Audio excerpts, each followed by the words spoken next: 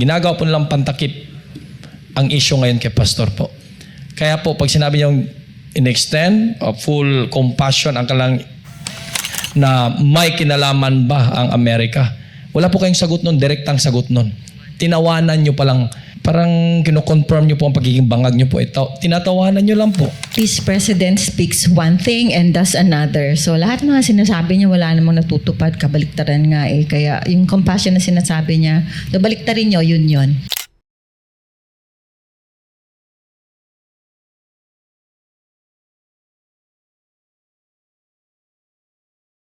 I mean, we will exercise all the compassion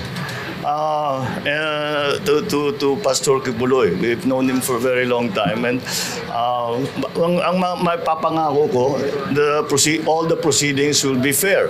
Ito ang naging tugon ni Pangulong Ferdinand Marcos Jr. nang tanungin ang reaksyon nito sa pangamba ni Pastor Apollo C. Kibuloy sa kanyang buhay dahil sa pinaplanong rendisyon ng Estados Unidos laban sa kanya.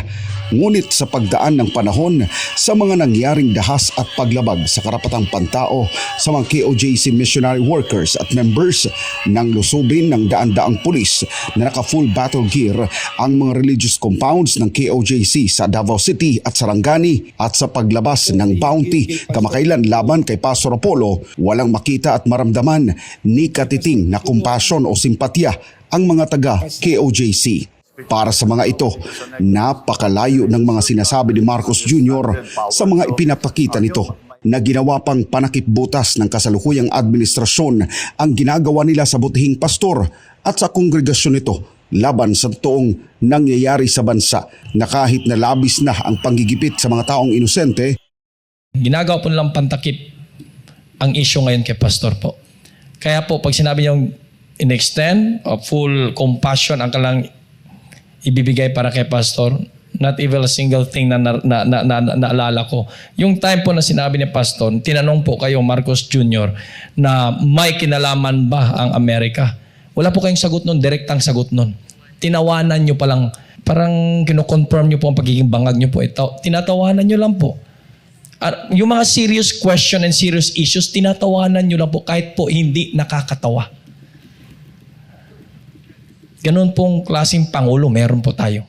Pagdidiin pa ng ministro na kung may dapat na tanungin sa totoong pagkatao at ugali ni Pastor Kibuloy ay ang mga manggagawa nito na patuloy ang paglilingkod sa kaharian at hindi ang mga walang kredibilidad ng mga dating worker na kung sino-sino lang.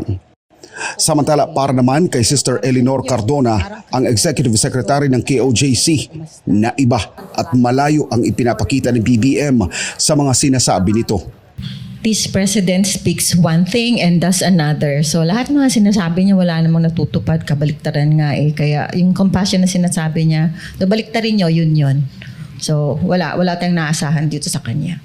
Habang naman ni Atty. Kay Laurente kay BBM, nagampanan ang constitutional mandate nito bilang isang elected official.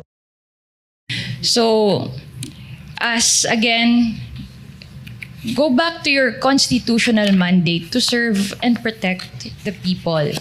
Okay, you are there, we elected you, the sovereignty emanates from the people, kami ang naglagay sa iyo dyan, and now do your job. You are the head of the state, you have all this duty that is already enshrined in the Constitution. Just, yun na lang, kahit setting aside yung extending extra love and compassion, just do what is mandated for you to do. Just follow what is given to you, mandated to you by the Constitution. Sa kabila ng patuloy na panggigipit ng kasalukuyang administrasyon kay Pastor Apollo at sa buong KOJC, patuloy ang paninindigan ng mga missionary worker at member sa kung ano ang tama, at ito ay ang pagiging inosente ni Pastor Apollo C. Kibuloy sa mga paratang laban sa kanya, at patuloy na nakaagapay ang mga ito sa butihing pastor kahit nakapalit ay ang mga sarili nitong kalayaan at buhay.